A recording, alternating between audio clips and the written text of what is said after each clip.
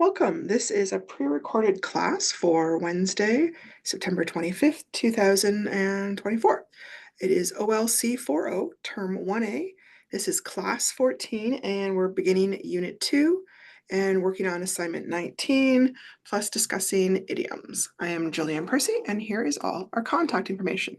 If you wanted to talk to me in the studio, 1-800-465-7144. That would only be appropriate now because it's pre-recorded. Tomorrow when it's played, I obviously will not be here at that point. You can join the Zoom class, nnec.on-ca.zoom.us/j/924-617-3555. If you are enrolled in the course, for most people, I may not have gotten to everybody yet, but I have sent you an email that has that link in it. You can just click on that link. Keep in mind, it's not I'm not always in that. It only works when I am here at the normal 2 o'clock to 2:50 time, okay? Email jillian.percy@nnec.on.ca. You can also reach out to me on Facebook, capital G, capital P, ERCY, space, capital W, AHSA. On YouTube, I store the recorded classes from this term and also from last year. It's the exact same address as my Facebook. I'll show it to you in a second. It only has the classes for OLC 40 up into today's, right? And if you're beyond this particular assignment, then you'll need to look back at last year's, either term 2A or term 2B should have appropriate stuff. Every single assignment that you send in, please make sure it goes to student work at nnec.on.ca. That way the secretary can log your work. That also means she could retrieve it if something happened, right? Where if you send it to my email and something happened to me, no one else could access my email, right? Make sure it always has your full name, the course name, the assignment number, and the name on every single assignment. Also label if it's the rough or good draft of a writing assignment. If a writing assignment asks for a rough and a good draft, please send them both in at the same time. I'm often comparing the two to see if you've made the requested revisions. They have different marking schemes. They have different marks they're often worth. So I need to see both of them at the same time, please. All right. Here is my YouTube channel. You can see capital G, capital P, ERCY, space, capital W, AHSA. And it basically has all the videos from last term. If you go to playlists, you see over this here, the very first playlist that should come up is the OLC 40 Term 1A. It has the videos for this term located on there. Usually they're in order. Occasionally there's a day or two delay. Sometimes things don't load up properly and you have to wait a day or two for them to come up. And then you can just listen to those. Don't worry if there's a little bit of a stall. Sometimes as I'm here in the studio, we're lowering down the music, which you don't hear, but I hear, and I have to kind of wait for that to be done before I start talking. So if there's a little tiny delay of like a minute, just kind of hang on there or speed ahead a little bit and I will start talking. Okay. Learning goals. Okay, so by the end of today's class and assignments, I'm speaking as if I'm you, this is going to be our learning goals. I will be able to write complete and correct sentences, including how to understand idioms. I can use appropriate strategies to locate information in different types of text, including narrative texts. I can revise my drafts to ensure that the tone and the level of language is appropriate to the audience and purpose using appropriate strategies. I can use the knowledge of news reports to create narratives related to other subject areas and interests. Okay, so we're going to be working on appropriate strategies to discover the meaning of unfamiliar idiomatic expressions encountered in your reading. Okay, let's see if we have this. Okay, so what is an idiom? An idiom is a type of phrase or an expression that has a meaning that you can't really decipher by defining the individual words.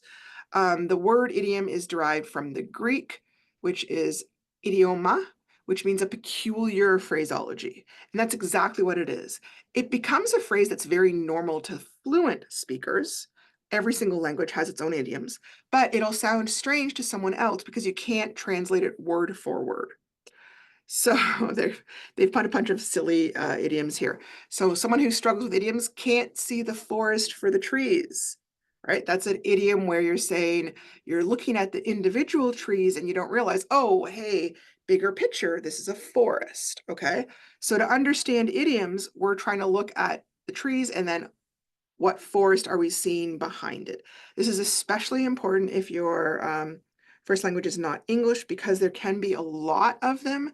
And a lot of times, people who are using the phrases, they're so used to it, they don't even realize that it's not necessarily an easy to translate phrase. It will also come up in writing, and you'll see it come up if you're reading something from another country. Like if you're reading a British novel or an Australian novel, they have their own idioms. They're still speaking English, but the idioms that they use may be completely different from ours. And so it may sound a little bit weird, okay? So there are four main types of idioms. We're mostly going to be discussing the first type, okay? Pure idiom. This is what most people are thinking of when they're thinking about idioms. These are ones in which the literal meaning of the word is not the same as the overall meaning of the phrase altogether. So for example, if your friend says, "It's raining cats and dogs outside," they don't mean that actual cats and dogs are falling from the sky. They mean that it's raining so hard and usually so noisily that it's as if animals are falling. So that's an example of pure idiom, and it's the one we're going to look at after we kind of talk about the other types of idiom. The other type is binomial idiom. These ones are where you have two different words, bi means two, joined by a conjunction. Remember, those are joining words, or a preposition. Those are relational words. And they're often easier to figure out because they get used as a lot as a sort of shorthand for explaining something, right? Like somebody might say, "Hey, here's the do's and don'ts of working here. Hey, we need to have a heart to heart," right? Where we need to talk about our feelings in an honest way. There was a lot of back and forth. So when people say that, I think of like somebody's having a conversation. Maybe it's a little heated. There's a lot of words going back and forth. Short and sweet. Short and sweet. Like I was at a meeting, but it was short and sweet. So it was easy, short. Nobody was upset about anything. Safe and sound. If I say, if we've been traveling, you might call your parents and say, "Hey, I arrived safe and sound." In other words, there were no accidents. I'm okay. Everything's fine. Fair and square. We use that when we're talking about like a deal. Oh, that deal was fair and square, right? We both got what we deserved. We agreed on it, all that kind of thing, right? Number three is partial idioms. These are some of the trickiest ones because they're based on a pure idiom that's been shortened or abbreviated. And so people who are fluent speakers usually know the entire idiom, and they assume that the listener also does. And so they mentally are going to complete the idiom in their own heads, and they assume that you are too. The problem is that if you're not fluent and you never heard the original idiom, you often can't figure out what's being said because they're not even giving you the whole phrase, right? Sometimes I find younger generations may get used to only hearing the partial idiom, and they may not even realize there's actually more to the original phrase. So here are some examples. If people say, "Oh, well, birds of a feather," the entire idiom is "birds of a feather flock together," meaning that people that are alike in some way tend to stick together. Well, time flies. The whole phrase is "time flies when you're having fun," meaning that time seems to go faster when you're having a good time. Well, I was over there and it wasn't how I would handle things, but when in Rome. Well, the entire phrase is "when in Rome, do as the Romans do," meaning you follow the culture and customs of whatever place you are in. Okay, so those are partial idioms. And then prepositional idiom.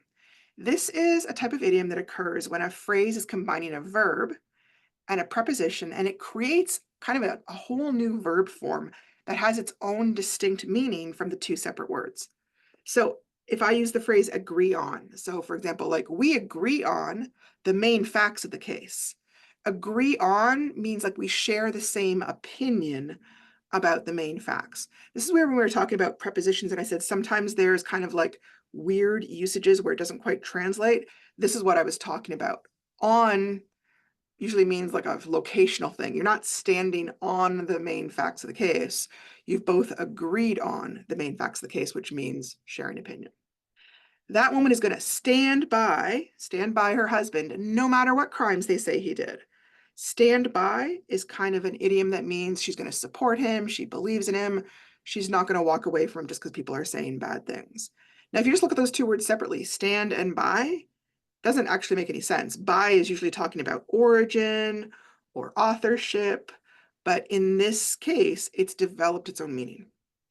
If I miss the baseball game to take you to the dance, you have to make it up to me or make up to me. meaning that you owe the person for something that you're going to need to pay back in some way, not usually money. Well, if I say you're going to have to make it up to me, oh yeah, don't worry, next weekend we'll do the baseball game that you want to do, right? It's usually kind of like the idea of, I was about to use another idiom, tit for tat, the idea of if I do one thing, you'll do the other thing, and we'll kind of trade favors in a sense. Okay, how do you recognize that something is an idiom? Sometimes you realize it's an idiom when you're reading it and you're thinking, oh, that makes no sense. What are they talking about? Or sometimes you might be reading and you understood, and all of a sudden you're like, wait, I'm feeling confused. I don't know what's going on. If that happens, step back, take a look at the phrase or the sentence that sounded weird. What could it mean in the context of this sentence or paragraph or situation? So if I said the garage was so full that cleaning it was going to be a long row to hoe, okay. That sentence made sense until I got to the last few words. Long row to hoe. What are they talking about? First of all, hoe spelled H-O-E means this particular garden tool, right? It looks like a shovel that's kind of bent. It makes me think of gardening or farming where you plant things in row, and these are just kind of like digs up the space between the rows. So having a long row to hoe sounds like it would be a lot of work. So if I try the sentence with that translation in mind, does it make sense now? If I say the garage was so full that cleaning it was going to be a lot of work, okay, so a lot of work is kind of what long row to hoe means. So, sometimes we pass by words and they're not super crucial, but sometimes a phrase like that might be crucial to understanding what you're reading. And then you need to stop, take the time, go back and kind of think about it. Okay, so this is a little bit like what we were just talking about. Your very first strategy for reading new idioms is what they call read past. You read the rest of the sentence and then you start to make a reasonable guess. And then you test your guess like we just did by placing your phrase or your synonym in the sentence to see if it makes sense. So she had known Betty since their salad days in high school, and she had not changed a bit. I don't know what salad days means, but in the context of the sentence, it sounds like she's known Betty since they were young and in high school. Salads are often fresh and green, which makes me think of things that are new or young. So I'm going to suggest youthful and maybe inexperienced as synonyms. And now I'm going to put that back in the sentence and see if it makes sense. She had known Betty since their youthful and inexperienced days in high school, and she had not changed a bit. So I would probably go with that as a reasonable guess. Okay, strategy number 2, you can use a dictionary. There are online dictionaries or print dictionaries to help you look up unfamiliar idioms. You might see them in a normal dictionary, but there actually are also something special called an idiom dictionary, okay?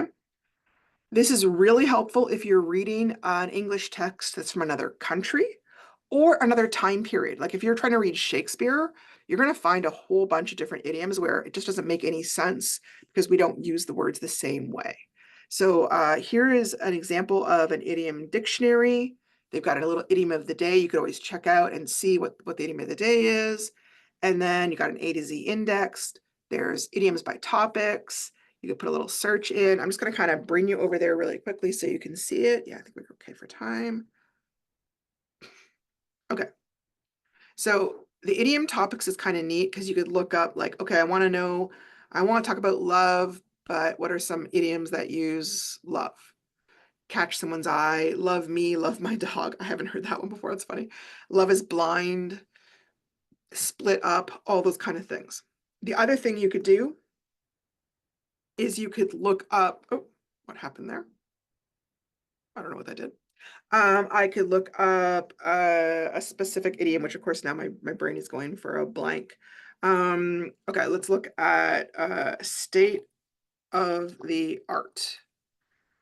On its own, that doesn't make a whole lot of sense. But when I look it up, it's a metaphor. It refers to the highest level of development achieved in a particular field at a given time, especially regarding technology or scientific advancements. So you could say, this new machine in my doctor's office, ooh, it was state of the art. It's the most advanced. It's the most sophisticated level that we currently have, right? Sometimes you might be referring to like the past and saying, well, at that time, that was state of the art and it looks old to us. So it depends on how you're using it. So that's a way you can also find out what idioms mean. The other thing you can do is you can develop your own personal dictionary of tricky idioms. This is especially useful if you're just learning a new language or if you're reading a book where they're using a lot of idioms, right? And this can be something as simple as just keeping a little notebook on your desk next to your school book where you jot down any new or unfamiliar phrases. Especially if you think the author's going to keep on reusing the phrases, like if the characters talk that way and it's going to come up, it's a good idea to just kind of write it down so you don't have to keep on looking it up every time. So if I was reading a novel based in the past or another country, I might not be familiar. So I might write myself notes so I can make sense of a new book. So here are some idioms from Australia. Hit the frog and toad. I have no idea what that means, but I looked it up and apparently it means hitting the road and getting out of there. Okay. The other one was, what's the John Dory? Which is so strange. But anyways, John Dory is apparently the name of an Australian fish. And John Dory kind of rhymes with story. And so somehow that's come to mean they want to know what the gossip is. Sort of like how we talk about spilling the tea. So again, if I was reading a novel like that, I might keep a little note. So when it comes up, I might not remember them all if I don't keep a little dictionary for myself. So those are 3 strategies you can use to learn about idioms.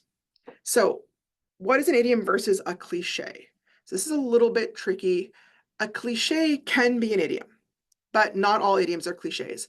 Cliches are expressions or phrases that have gotten overused to the point where they've sort of lost all their meaning and they indicate a lack of original thought. So for example, there's very few people who actually feel better after they've had a breakup if you say, oh, don't worry, there are plenty of fish in the sea, which means, don't worry, a new person will come along. That phrase has been used so often these days, it sounds kind of almost like trite or condescending. So some other examples of cliches are things like, every cloud has a silver lining. When one door closes, another one opens. Today is a new day.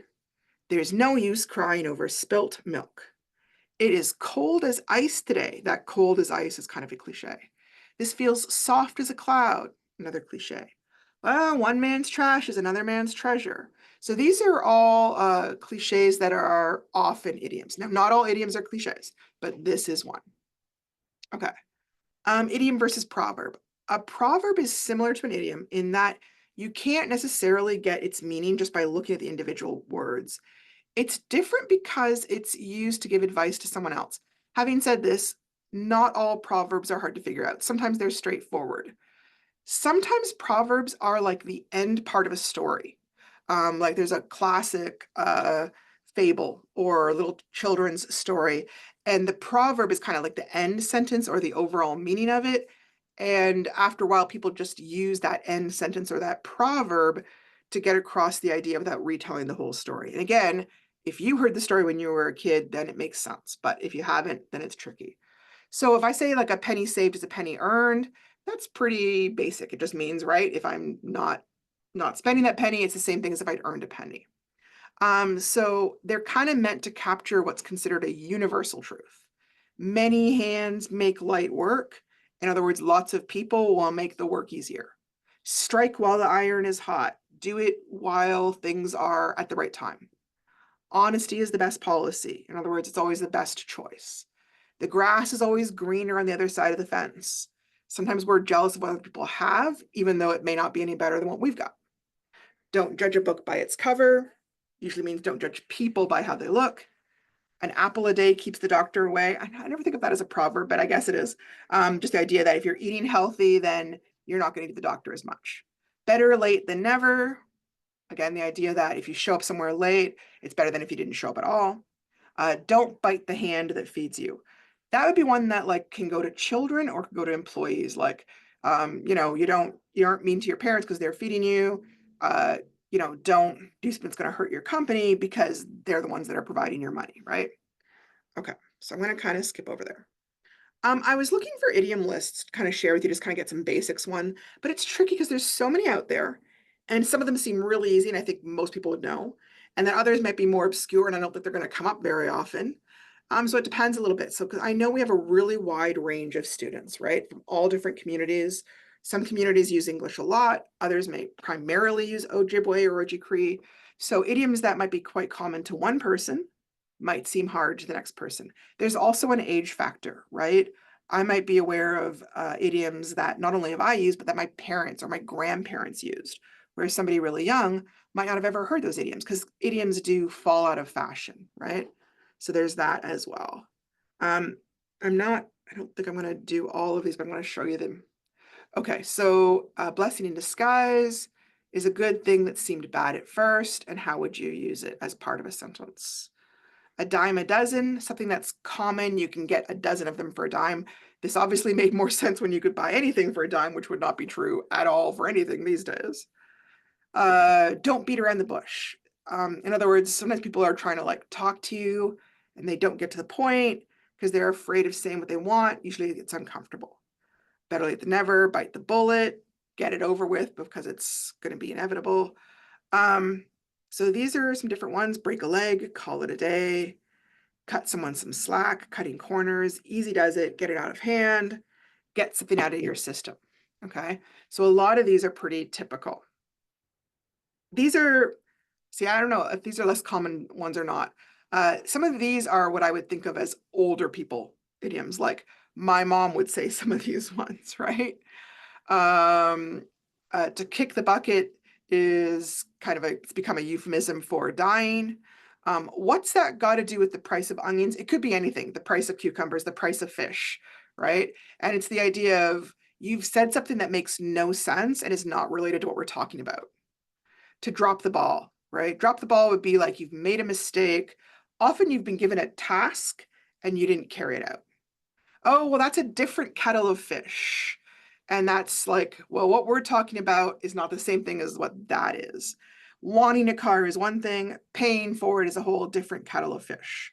It's talking about things that like maybe they look similar on the surface, but they really aren't.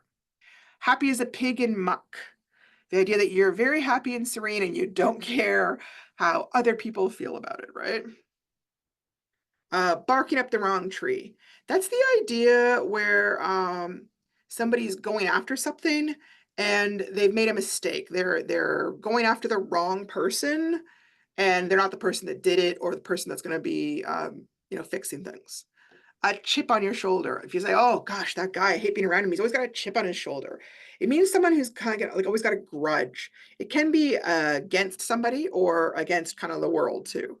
Uh, Born with a silver spoon in your mouth. I don't know if they even use that phrase anymore, but in England especially, the word silver spoon is the idea that someone's got lots of money. So if you say you're born with a silver spoon in your mouth, your whole family was rich. You come from money. Wild goose chase. Something that's a hopeless search, right? Like if you're trying to chase a goose, it's not an easy thing. So it's like it's pointless. There's no reason for it. Letting the cat out of the bag. The idea that you revealed a secret. The greatest thing since sliced bread. I have no idea. It's such a funny thing, right? Because is sliced bread really that great of an invention? I don't know, but apparently in their mind. Walking on eggshells. That's usually used where you're talking about like, I'm with this person and I feel like they get mad easily or they get upset easily. So I'm having to be so careful with my words to make sure I don't upset them. We're talking about beating around the bush, a piece of cake. Doing that's a piece of cake. Like it's super easy. Once in a blue moon. The idea that something only happens every now and again. A blue moon is actually the second full moon within a calendar month. Doesn't happen very often, only once every 32 months. So you're talking like every 3 years. So it's not very common. Okay.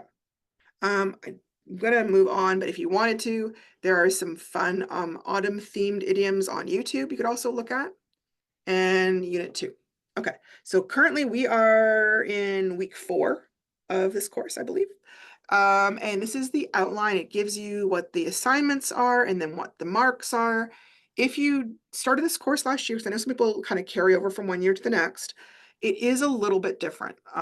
19 is very different. 20, 21, 22, 23 is all the same. 24, same idea, but I explained it a little different.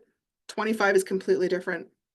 26 is the same, 27, 28, and 29. These are all the same, except I think for 28, I made it a little bit different of, like instead of doing, I don't know, 14 ads, we do like 10 ads, and I changed the outline a little bit. So, and then you end up with 244 marks. Okay, so I can use appropriate strategies to locate information in different types of texts, including narrative texts. Hang on, is this the right thing? Okay. So we're doing lesson 6. It's about understanding characters. It's worth 30 marks total. Understanding characters is an important part of understanding what we read. Sometimes writers will have a character just come out and say clearly what their characters are thinking and feeling. But writers aren't always so obvious because in real life, we don't always say what we're thinking, right? Sometimes they want to leave a character ambiguous, like in other words, it's not clear or open to interpretation. Other times they describe the actions, body language, or unclear dialogue because the writer wants the readers to make their own interpretation of what a character might be thinking or feeling. Usually people do this based on making personal connections from the character to their own experiences. They also make inferences, which is like a reasonable conclusion, based on evidence from the text. Characters will often speak with their own unique voice in a novel, by which I mean they have specific phrases or slang or idioms. They may talk in short or longer sentences. They may use very easy or very hard vocabulary. We call that the level of language. They might be very emotional and expressive or very stoic, non-emotional and private. So when you read the novel, try to imagine what unique voice and speaking style different characters might have. Okay, so assignment 19 is part A, characters and what's it? I feel like I had something else there. I'm not sure what it was supposed to be there. Okay, this is about chapter 3. We're just kind of reviewing chapter 3. Be sure to answer in a complete sentence to earn full marks for your answers. Summarize what happens between Jimmy and his teacher Quintal on the first day. Tell me at least 5 details in 5 complete sentences. Number 2, why do you think Teresa wishes Jimmy had not come back to Green Star Lake? Name at least 2 reasons with evidence from the book. In other words, don't just use what you thought. Take a look at the book and see what it actually says Teresa's thinking or saying, okay? 2 marks for that. Number 3, why is Teresa's dad living in Winnipeg? Again, don't make a guess, check the book. Number 4, why does Quintel go to Jimmy's house? What does she tell Jimmy? This is specifically about chapter 3, right? Because she goes there more than once. What does she tell Jimmy in chapter 3? What's the reason? Okay. And then number 5, how does Jimmy respond to his teacher? Why does he respond that way? So in other words, what does he say or do? And why does he doing that? Is it say in the book? Check and see. Number 6, why do you think Jimmy decides to go do booze and drugs with Gary and his friends? Give at least 2 reasons in 2 separate sentences for 2 marks. So that's part A. All right, we're going to go on to part B. Part B talks about how we can revise drafts to ensure that the tone and the level of language is appropriate to the audience and purpose using appropriate strategies. I can also use my knowledge of news reports to create narratives related to other subject areas and interests. That's what we're doing right now. So part B is also worth 15 marks. And what we're going to be doing is designing a Facebook page for one of the characters from the book. You can choose from Jimmy, Teresa, Quintel, or Gary. First, I want you to create a header banner for the top of their Facebook page with a drawing or internet photo. This banner should reveal something about their personality from the book. These kinds of banners sometimes include favorite sayings, personal photos of friends or family or favorite places or activities. So I'm going to show you in the next second a sample banner from my WASA Facebook. See, I thought this was my page and now I'm not finding it. We'll take a look. I made this in the fall, so I tried to pick a scene that looked fall-like to me. It also kind of reminded me of the farmer's market in Sioux Lookout on Fridays, and the avatar is meant to look like a cartoon version of me. So here is my sample Facebook banner. I just picked this. I put up my little avatar, spent a bit of time doing that. I probably should have a little photo here, maybe even just my avatar, but I didn't. It would be useful to have one for your character. You can do these in Facebook and you're welcome to do so and take a picture of it, but you can also do it other ways. Number 2, the second part of that is I want you to write a Facebook post of at least 8 to 10 sentences describing the incident between Jimmy and Quintel at school on that second day. That's between pages 23 and 24. And I want you to write it from the character's point of view. So I've included a little graphic organizer below that you can use if you're handwriting this assignment, right? Because some people are. So here's what I've got. Up top is a spot for your banner. Here's a spot for your little profile and the name. Remember, it's not you, it's whoever you're pretending to be, one of those characters, okay? Part B down here is where you can put your character's imaginary Facebook post. You can draw yourself lines, you can just write it, whichever kind of works. So hang on a second. So I'm going to do a demonstration of this assignment from the point of view of a teacher friend of Quintel's. This is an imaginary person. They aren't a real person. You can't use this person. That's why I'm using an imaginary one so that you can't copy, but I want to show you the idea, okay? Oh, actually, you know what? I think I actually started this with the cop, Frank, but maybe we'll call it the teacher. My duty is to believe that every person who wants to learn can. My job is to help them accomplish that goal. And in the background, you can see it's kind of like a little picture of snow with trees. And then I've given myself a little avatar and written my name here. So when I was doing this, I was thinking if I was a teacher, what would I want to have as my banner, right? Because keeping in mind, parents and teachers and kids, other teachers might see this. So what would I have? A photo of the community, an uplifting saying, maybe a photo of him with the buddies? It would kind of depend, okay? So then, for the purposes of this Facebook post, I'm going to have to be doing some imagining, right? And so for this, I'm going to imagine or assume that Frank has heard about the conflict between Jimmy and Quintel, and he's feeling upset by it. If you want to draw lines to print neatly, you can. So who is this person's audience? Probably other teachers, I'm going to guess. He's talking like other teachers would be upset too. What will their tone be? In this case, he's going to be upset, but maybe not over the top upset, like as if somebody gotten really hurt. And what kind of language might they use? Well, probably a high vocabulary because they're a teacher, but they probably won't use a lot of swearing or jargon. Okay, so here's my sample post. Well, I just heard through the grapevine that one of my teacher friends is having a hard time with a new kid who just got out of juvie. Why do kids always have to test teachers? As if our job isn't hard enough. Making rude comments about her body. I bet he wouldn't say that if his family was around to hear it. I have no doubt she's able to handle him. She's the kind of person who is kind as anything to those who are kind and respectful to her. But she is not the type to put up with that kind of disrespectful behavior. Hopefully, he will settle back down and actually start trying to do his work. Just keep trying. You never know when you might reach somebody. So I want to point out there is an incomplete sentence here, as if our job isn't hard enough. Now, in your academic writing, you wouldn't use this. But here, I'm pretending that I'm writing a Facebook post. And in Facebook posts, we do sometimes use incomplete sentences. So this is kind of your one chance where it's totally okay to use an incomplete sentence, as long as you know that your reader will understand what it means. Okay? So that is my sample for that thing. So if you want to do the visual part where you're making the banner, there's a number of ways. You can draw a picture.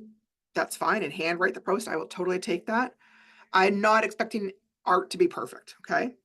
You can also find like a photo that you think is appropriate from the magazine or the internet or a newspaper. You can use computers to help you design it. Yeah, I'm not sure what I was going with there. I'm going to take that part out. There we go. Okay. So in your actual unit on page 6 of this unit, because right at the beginning, here is the unfilled in graphic organizer. Up top is for the Facebook banner.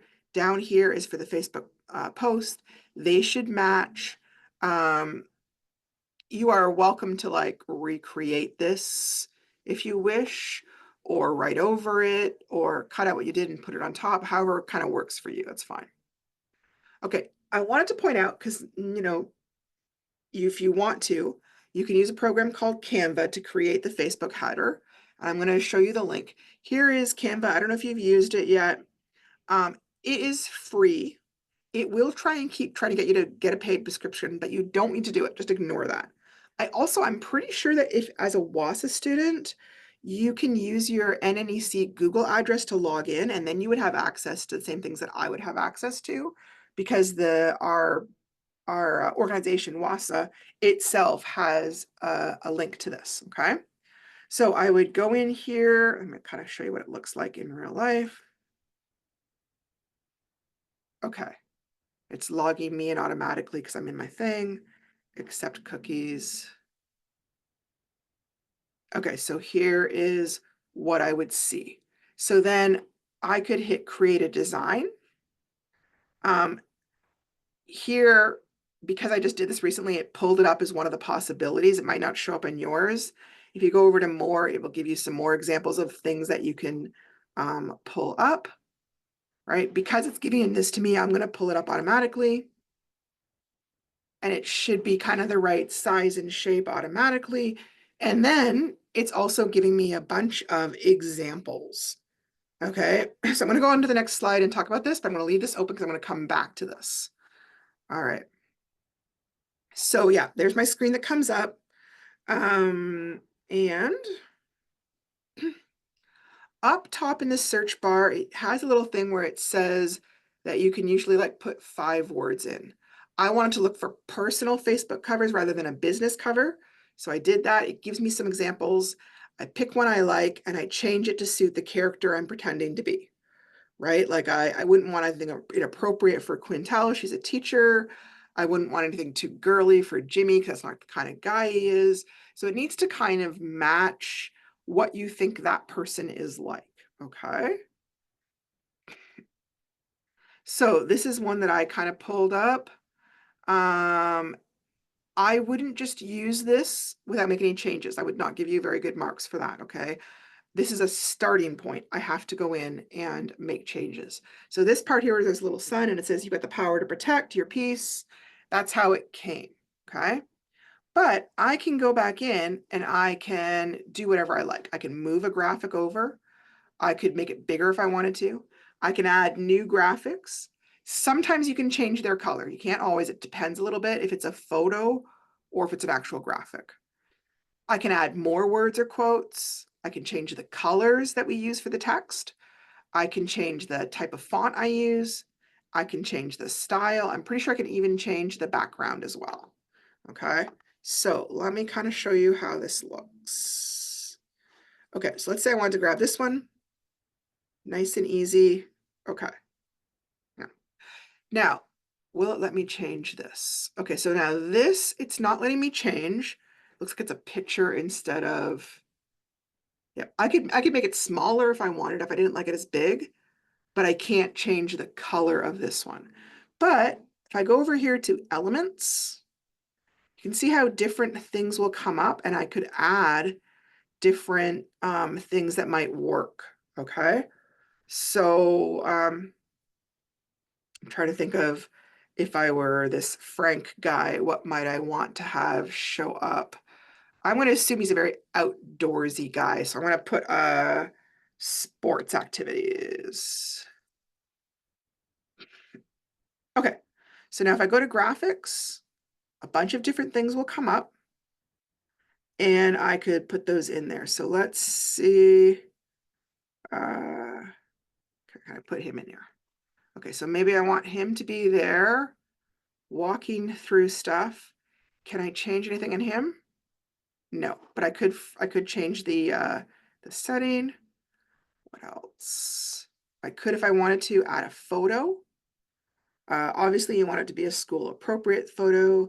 In this case, it's a teacher. What have I got? I still have sports activities. I'm going to say winning a race. Maybe he's got a picture of himself winning a race. Okay.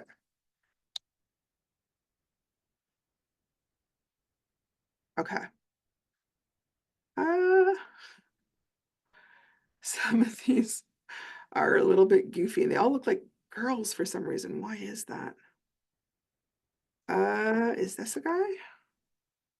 Okay, so maybe he's also a bicyclist. So I could move that over here. If I didn't like something, I could get rid of it completely. Click on it and just put it in the sorry, I don't know where that's going. Put it in the garbage and I'm good. So here's this. I could put that in the garbage and I'm all set. There we go. Okay. I really wanted to kind of put something up that I could show you how to change the color. Oh, shapes. Shapes should change. No? Okay, hang on a second. Where's my time? I'm doing pretty good for time. Okay, elements. No, why did I put it back in there? No, shapes. Hang on a second. Sorry, guys. You will have to kind of play things. Okay, here we go. So let's say I like the idea of keep going, but I want to have a little shape behind it so it stands out. Let me see. I'll just, I guess, grab one of these. Okay, so first of all, I can make it bigger. Now, look at what weird thing has happened. The first word for some reason is showing. The second word is not showing, okay?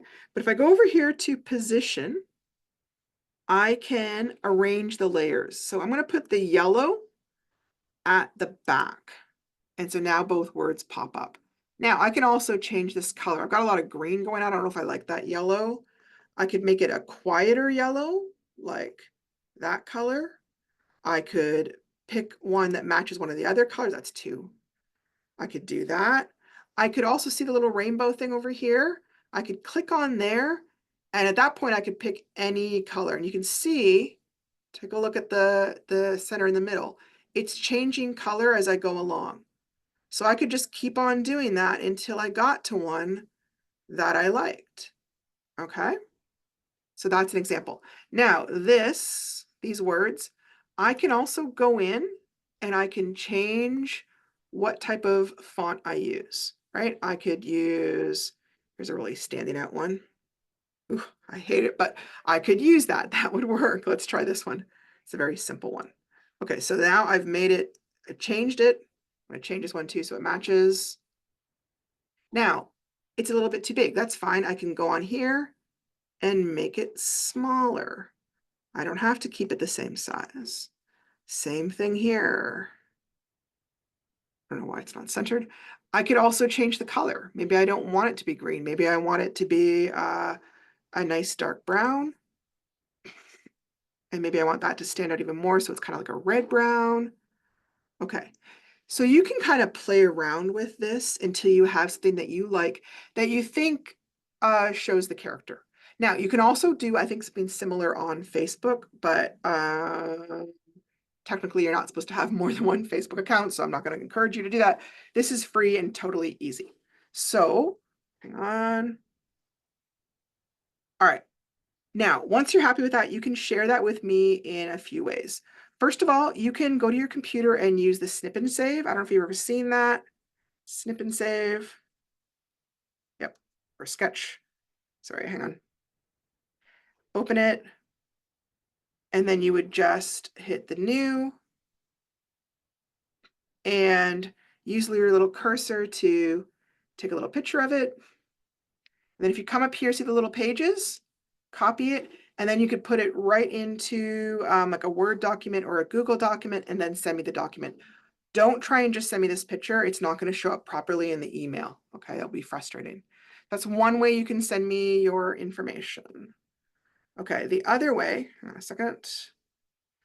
You can also download it on the computer, like your entire thing, and then share that file with me. And I'm going to show you how to do that. So if you go over here, see the word share, click on there, and I can go to download. I'm not going to use the pink because I don't think it comes up very well. I like the PDF. Flatten the PDF, download. Okay, so don't worry about this part, it's just showing. When it's finished, it's going to pop up top. There we go. Okay, so now here is my picture. I can go on my file. I can open it, take a look at it. And then if I like it and I'm happy with how it printed, I could save it to my computer and then send it to me in an email. Okay, so that's another way that you can do this. All right, hang on a sec. So I gotta get back to where I was. Okay. So same thing. Yep, we just talked about all that. All right, here is the checklist. Because this assignment has a few different parts, go through the checklist before you hand it in, just to make sure you've got all the parts. You've got an interesting visual for the Facebook banner that shows something about what that particular character that you chose thinks, dreams, believes, or cares about. You've included a name and a profile picture or a drawing, and your Facebook post has to be about the topic of the incident between Jimmy and Quintel from that character's point of view. Like how Gary views it might be very different than how Quintel views it or how Teresa views it. Okay. Make sure it's written from the point of view of that character, not yourself. It should be written with the attitude, the language level that reflects that character's age, education, and personality. Okay. So somebody who's young, like Teresa or Gary, is going to look at that thing very differently than, say, somebody who was older, like, say, Martha. Okay. The post reveals that character's ideas, thoughts, opinions, and it should show kind of their voice. Like it should match the novel. I shouldn't look at that and think, oh, that person would never talk that way. I should be thinking, oh, yeah, it's exactly the kind of thing they would say. That's what you're aiming for. So you're kind of pretending here and doing a little bit of creative writing from the viewpoint of that character. I'm really, really looking to see if you can capture the communication style of the character that you've chosen. I'm looking for their attitude. Do they sound angry, sad, hurt, soothing, scared? I'm looking for their level of language. Is it casual with lots of slang, like maybe a young person might? Is it more formal, like a teacher? I'm also looking to make sure that you've gotten their ideas, thoughts, and opinions. You may have found those directly stated in the chapter, like somebody may have said something, or you may have inferred them from their actions or even their character. Like, okay, they weren't there, but maybe they heard about it from a friend, and here's what I believe they would say based on the way they've talked in the book so far. All these kind of elements work together to get across a sense of the character's voice or how they would sound in writing. Okay.